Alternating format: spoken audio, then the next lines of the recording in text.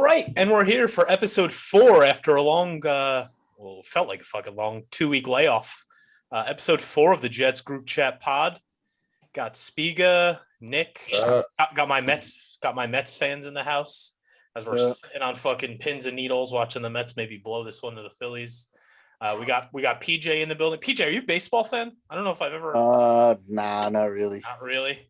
Yeah, I didn't think so. Yeah, no fandom. PJ is also in the house, living or dying on our emotions here. But yeah, long 2-week layoff. A lot of shit going on in everybody's lives these last couple of weeks. But wanted to get back at you. Just 2 weeks away from draft night. It's hard to believe when we first dropped this first episode here. It felt like it was 2.5 months away, and now we're just a matter of days away. So the excitement's building.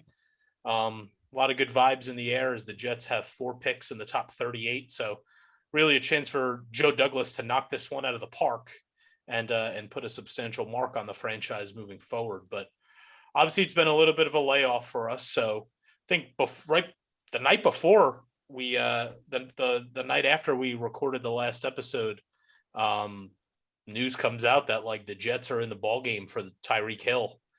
And boy, was that a fucking sway of emotions coming all over the place. Swift kick in the dick. Yeah. Swift.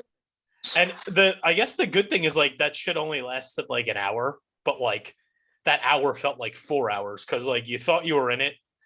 I remember I was sitting at my desk at work, and like I think during the off season, I might be the only one that does that. I don't know. I don't think I'm that weird, but I have like notifications on for like Adam Schefter, Ian Rappaport, all those guys. And I think like an auto notification popped on my phone that I think it was from Schefter that the Chiefs had like given Tyreek permission to seek a trade and a contract extension elsewhere.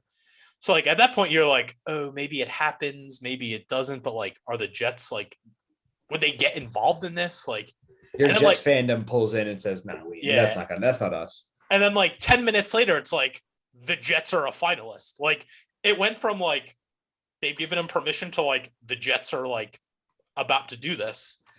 And then of course the fucking Dolphins have to like, of all the teams, like it had to be the Dolphins. I would have been more comfortable if I got a notification out of nowhere that Tyreek Hill got traded to the Dolphins, not knowing that the Jets were ever fucking involved in it. But the fact that it was between the Jets and the Dolphins was just the biggest kick in the balls. But there was like that hour where you're like, which one's he going to pick? Which one's he going to pick? And you're like refreshing Twitter every 30 seconds, see if anything's dropping. Like, where's this dude going? Do you know how many work meetings I canceled during that time frame? Because I'm like, I have to watch this. I need to know what's going on. Because if it happened, 100%, absolutely. They know my fandom takes precedent. But like, it was one of those things where it's like, no, we're not going to get us. No way. He's not going to pick the Jets. Then you see like, oh, Jets are in deep talks. And you're like, whoa, wait. Let's pump the brakes. This is actually going to happen. The group chat's popping up and they get anyone who starts off any type of tweet with sources. Yeah. Delete it. But like, there's so many of those. It's like, oh yeah, he's already here. He's already on a plane to East Rutherford, whatever it is, Florham Park. Right. And then of course, like just out of nowhere, it's like, ooh, Dolphins. And then he has that shit ass press conference. Like, who? Jets? What? Yeah. Like he kind of use us for leverage, but in the end of the day, he chose to go somewhere else, but it's good to see that Joe Douglas taking swings, trying to make some things happen. But I think that's this is the new norm now. We're going to go after some of the big fish. We might miss, we might, catch lightning in a bottle, but we'll be in it. He's not going to not try. So the Mets are going in full on just give this game away mode. I see. Oh yeah, it's 4-3. I saw that. That's cool. Remote to home run. A little on the delay here. I'm about to see a home run probably. Real quick, while we wait, high noon. Still waiting. Yeah, if high noon's not going to come through, I got this the new Bud Light hard soda. It's pretty solid. Got the black cherry going.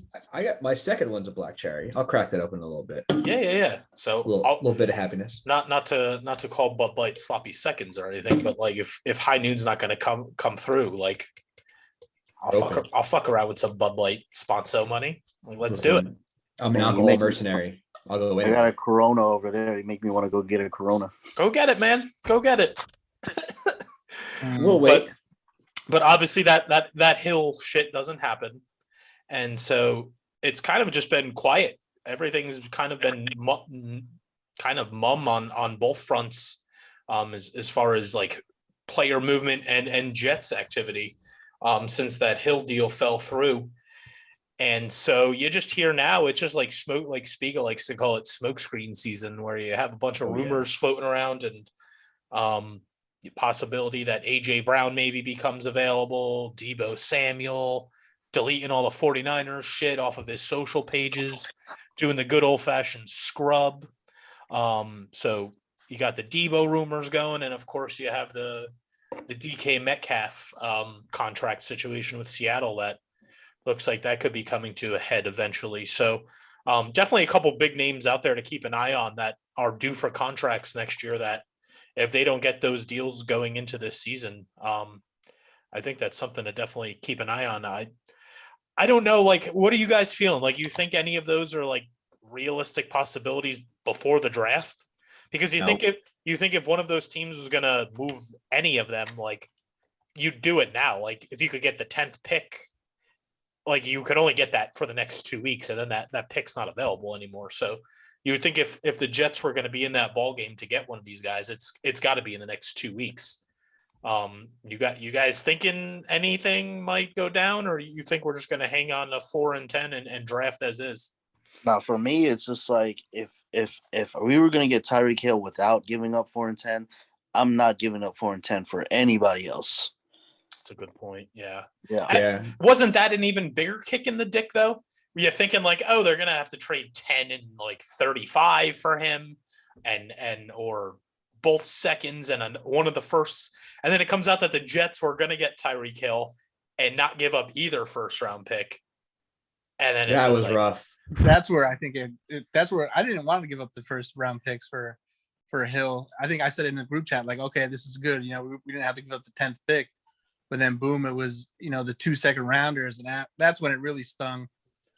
Yeah, but I've been thinking about it. Like, I've been going back and forth. Like, if a scenario came in now where one of these teams came to the Jets and were like, hey, we'll give you AJ Brown, or we'll give you DK straight up for pick 10. Like, I'll give pick 10 and like a 4th rounder or some shit like that. Like, I think I'd do it. I'd think about it, but I mean, like, because you're probably, if you hold on to pick 10, you're probably looking at taking a wide receiver at pick 10 anyway. Yeah, true.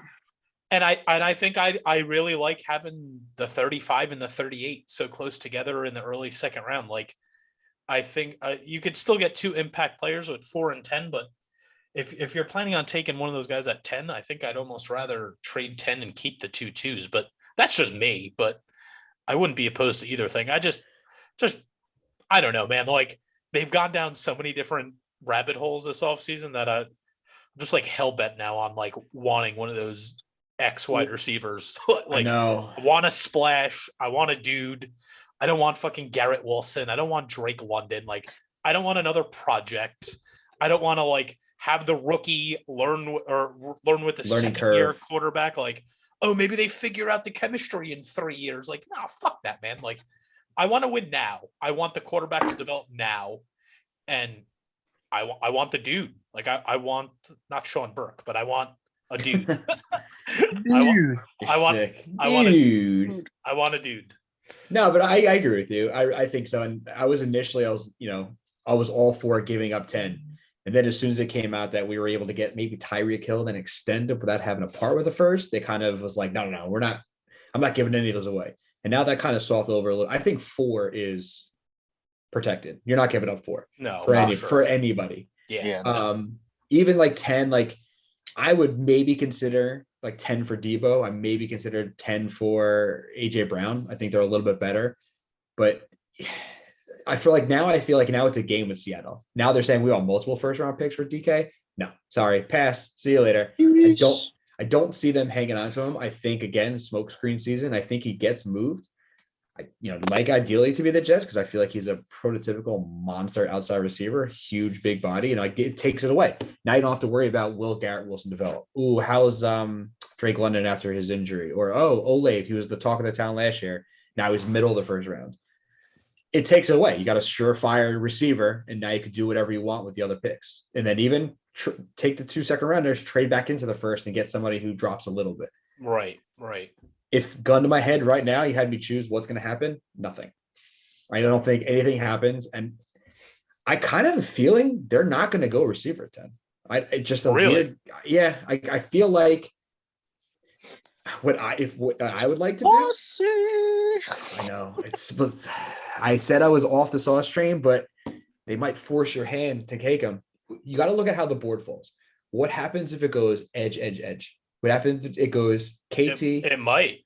Would it, Hutchinson, KT, and Walker, no particular order. I read today, I don't know if I know PJ, you're not on Twitter, but Mike Garafolo, who's like the right-hand guy to Rappaport for the NFL Network, he tweeted there's like a shit ton of chatter that Walker's like in the convo for 1 overall. Like you might go for 1. Really? Yeah, they say that. I think the dude that is the GM from San Francisco. So I heard that too. Another guy who's big like Garofalo is Peter Schrager. He's always right in some of the stuff he talks about. He brought it up, I think it was last week on his he finally put his mock draft out. Same thing. He's like the GM who's drafting for the Jaguars doesn't go for the sure thing. He goes for that weird outside the box potential and he swings home runs. And they said that Travon Walker gives them big time Aldon Smith vibes. Yeah, that's who he is. The guy who drafted Aldon Smith. The guy that drafted Aldon Smith is picking for the Jaguars, I think is what I read. And they're like all about Walker. And so that they're like, don't put that past Jacksonville to take Walker 1 overall, which would be, I guess, a little wild. But like Walker's feels like that guy that's like boom or bust. Been like the dude that had like a great combine and a just like the momentum is slowly built where like I remember one of my good friends, Tim, is a big Jet fan, and he was the first guy that like started talking about Walker, and he's like, dude, I hope the Jets take Walker like at 4. And I'm like, I don't even know if this guy, I'm like, I don't even know if this dude's going to go in the top 10. Like, I don't know much about him, but like, I'd be pissed if they took him at 4. And then like the combine happened and they're like, oh, the dude's definitely like probably a top 7 or 8 pick now. So then I was like, like if he goes at 4, I'll be mad, but like, it wouldn't be like the people that like shit on the Jets for them taking at 4. Like it'd be a more respectable pick now, but I still don't want the dude at 4.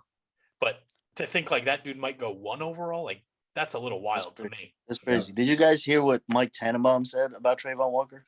No. What did he say? No.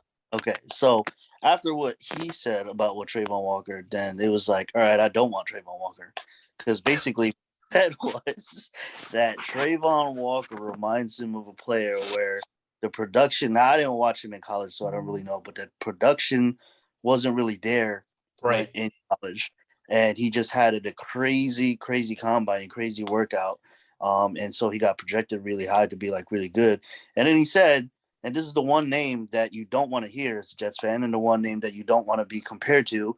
But he said that Trayvon Walker reminds him of Vernon Golston. So when he said that, I was like, nope, don't want him, because I think Mike Bump drafted Vernon Golston. Double down the left field line. Tie game. Host. Nope.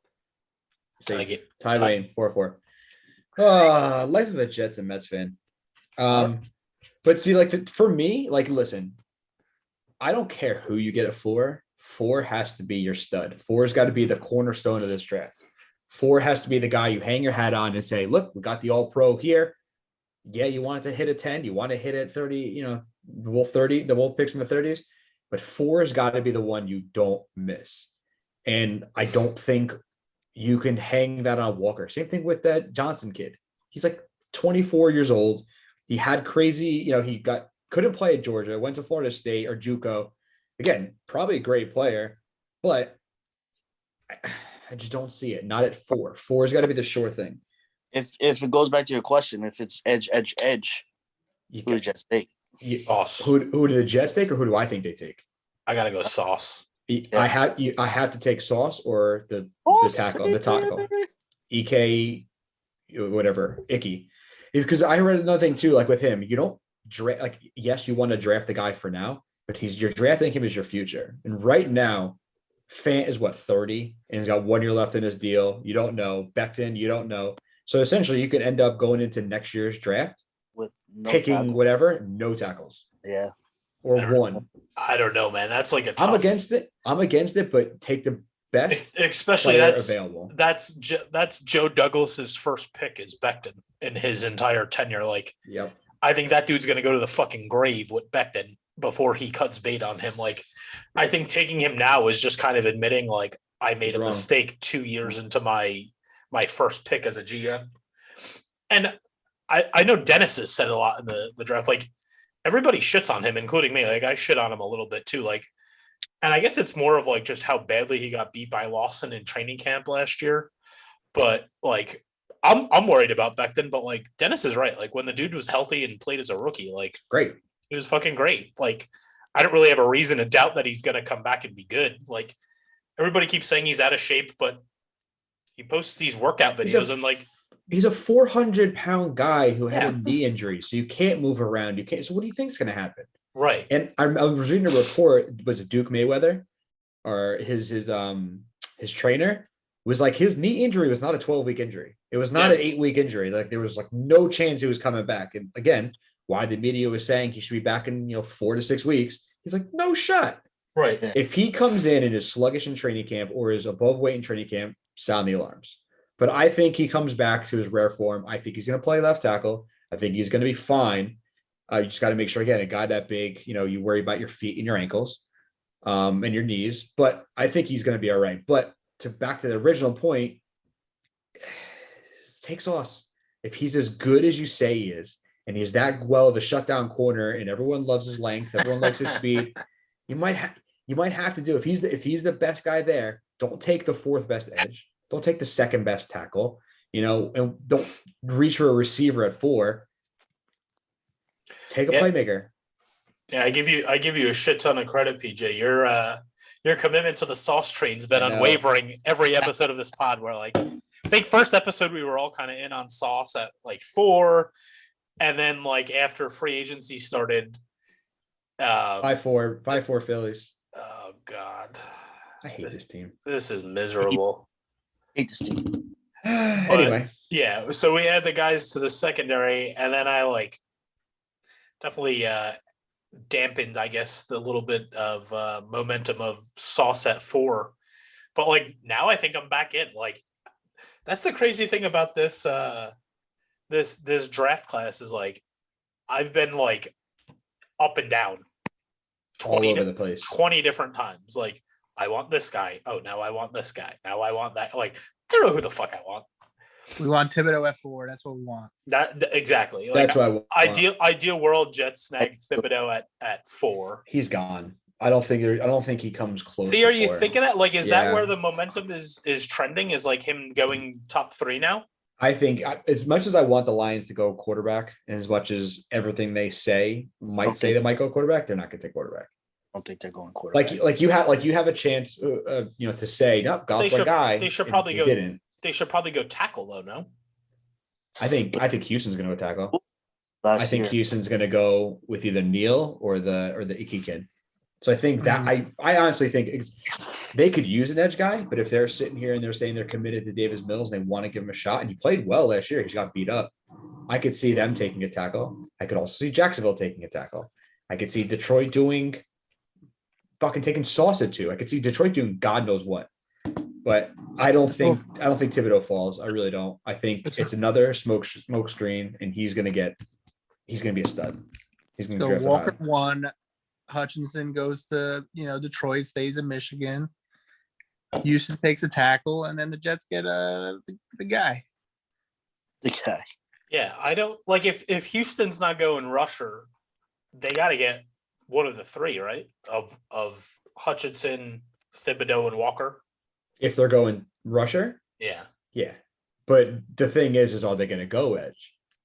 I don't know, man. It feels like it. I don't know. Just look I don't know. at the. I mean, It's been pointed out pretty clearly, like the guys that Douglas pursued that he swung and missed on. Like, try to give Chandler Jones a monster fucking deal. just missed. Wait, are we talking about the Jets or Houston? No, the Jets. Oh, the Jets. No, the Jets are going edge. As Yeah. long as one of the edge guys are there, he's taking an edge. I think he desperately tries to trade back. If not, because then he's put in a position he doesn't want to pick Sauce. I don't think at 4. If he's there at 10, it's a possibility. He's a trench guy, and so is Salah. They're taking either O-line or D-line, one or the other. Yeah, they said they to stop offenses that is to get to the quarterback. So It all they're starts on in the page. trenches. Yeah, they're on page for that. So doesn't sound like they would want to take a corner at 4. But you just everybody's mock where they're like, oh, edge at 4, receiver at 10, and then best player available in the second round. Watch the whole thing get screwed up, and there's no edge to take. There's nobody a good guy to take at 4. You're not gonna take Johnson at 4. I wouldn't. I'd be pissed. Yeah, I wouldn't. But Because that's a reach at that point. Like you could trade back at a 4 yeah, and still get at him 10. Get him Yeah. at 13. Exactly. But- He's a guy you should probably be able to get at 10. So if they reach to get him at 4, I'd be very disappointed. I don't know Right. who would want to trade to go up to 4 though.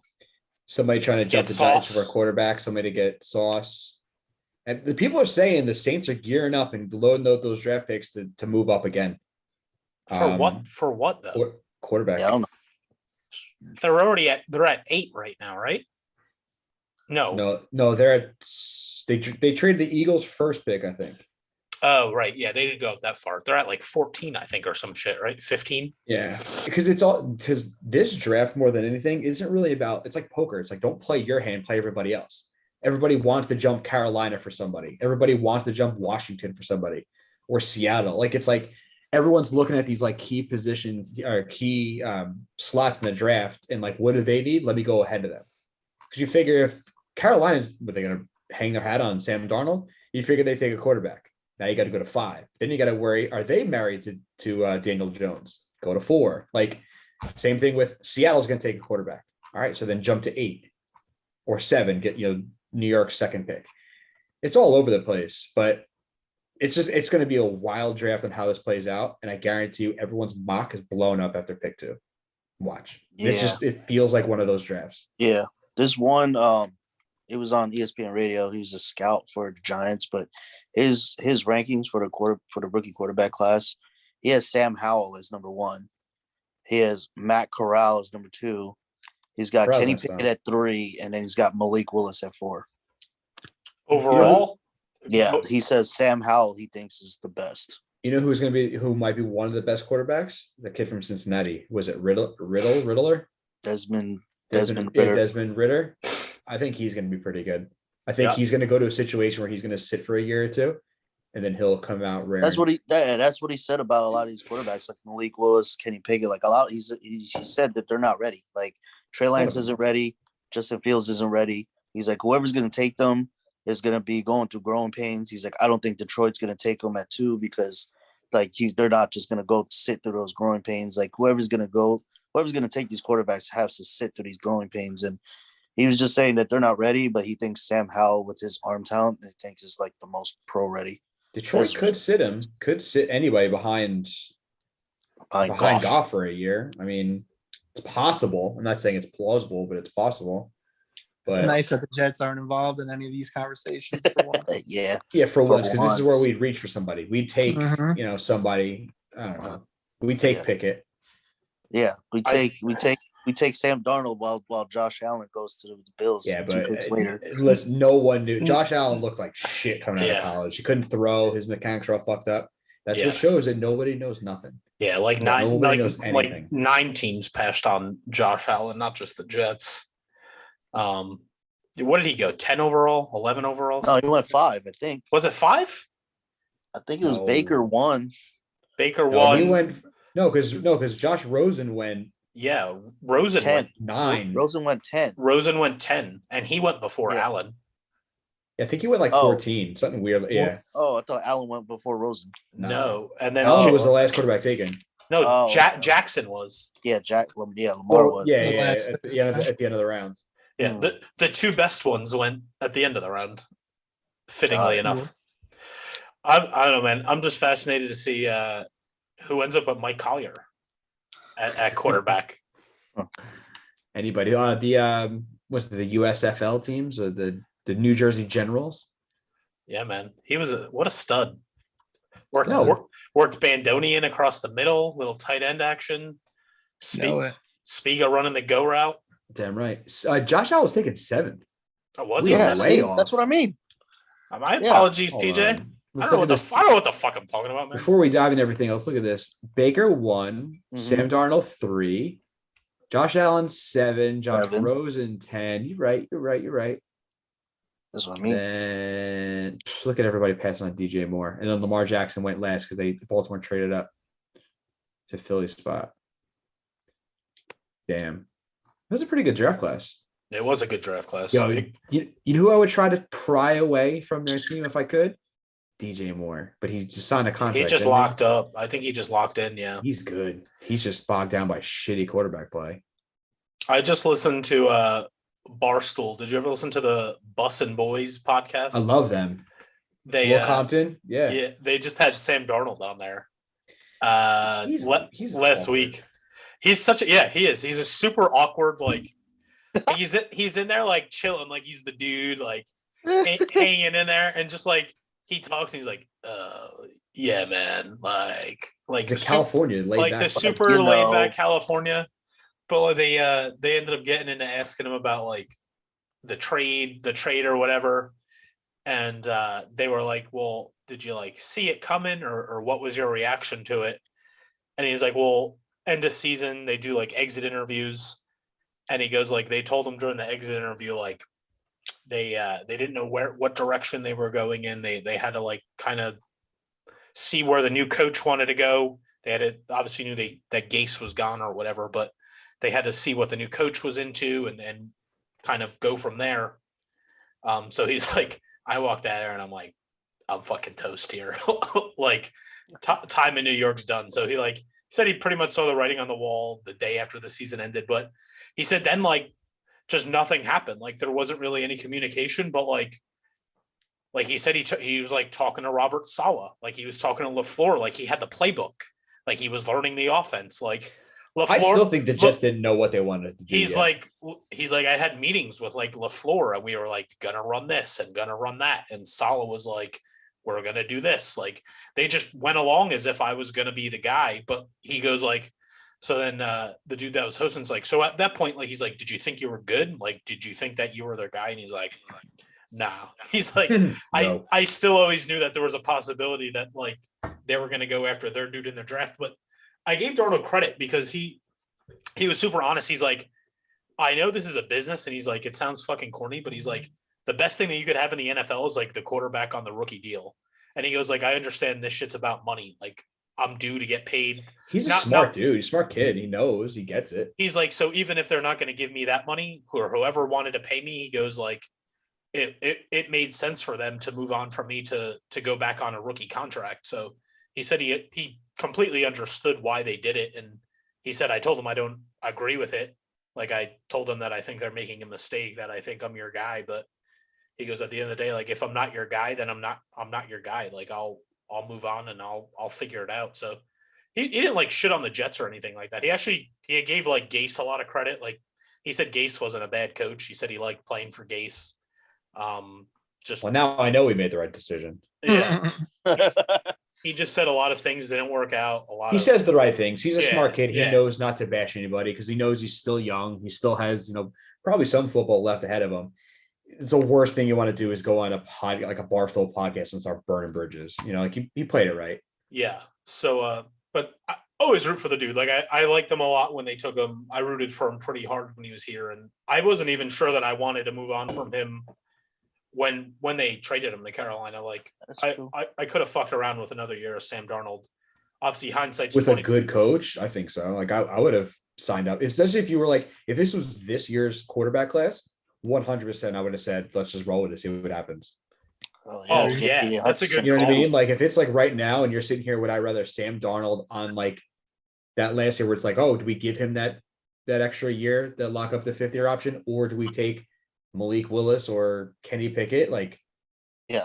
And I'm drafted at 4. Like That could have played into their decision though. They probably knew what class was coming in this year. Like Yeah. knowing that they had 2 overall, if they didn't grab a quarterback then, they weren't getting one this year.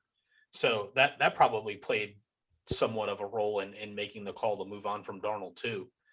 But obviously looking back now, Darnold didn't show all that much improvement in Carolina. He probably regressed, if anything, had the worst year of his Got career. Joe Brady fired. Yeah, man, that that's all you need to know. So no regrets there now looking back. But Nah.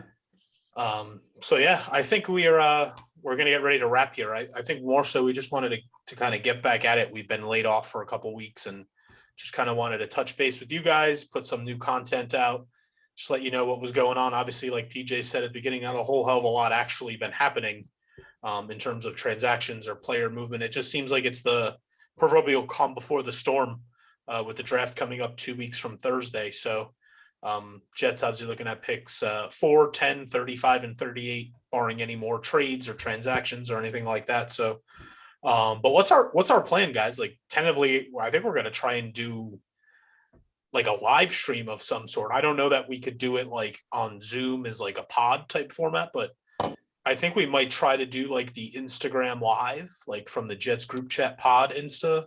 That's lost. We can do that. Yeah, we could do that. Or YouTube.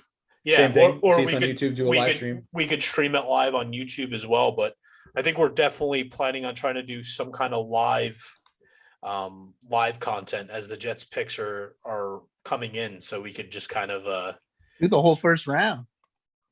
yeah, We we could do could. that too. That shit's like Do 5 hours. That shit's like 5 hours. You better settle in for the long run then. Bro, if there's Got anybody nothing who to could do, baby. Can't I'll have- have a nice. Can't have you laying in the bed farting for 5 hours. I'll Yeah. have a nice 12-pack ready to go. if there's anybody in the world who could have no problem talking for 5.5 hours, have no problem listening to himself, it's me. We're okay. We got this, guys. Don't worry about it. I'll run a solo show if I have to, if you guys aren't available. That actually isn't a bad idea though, to do the whole first round, because, or at least top 10 until the Jets pick. But to react to each pick as it affects the Jets, like pick 1 Yeah, comes that'd in, be you're like, oh fuck, I wanted that guy. Pick 2 comes in, you're like, oh shit, didn't see that Jameson coming. Like, Williams, no matter what. KT's gonna be there. yeah. So so definitely look out for that. I think we're gonna kind of group huddle and figure it out, but I think we're planning on dropping at least one more episode before draft day. By the time this drops, I think we're about a week out from the draft, or 2 weeks out from the draft by the time this episode is going to drop to you guys. So I think the goal is to get together and record one more, and I guess give like our final predictions, like set the scene, see where the smoke is leading us, I guess, if you will, and I guess lock in our picks, like lock it the fuck up. Who do we think's going 4 and 10, and lock that in leading into draft night. So we And shameless plug. Hopefully, we have some more information on it maybe next week or on our next pod. But right. we're Good call. we're gonna be doing a live mock draft with the All Chiefed Up podcast. They reached out to us and see if we wanted to join their live mock draft. So we locked in the 4th and 10th pick.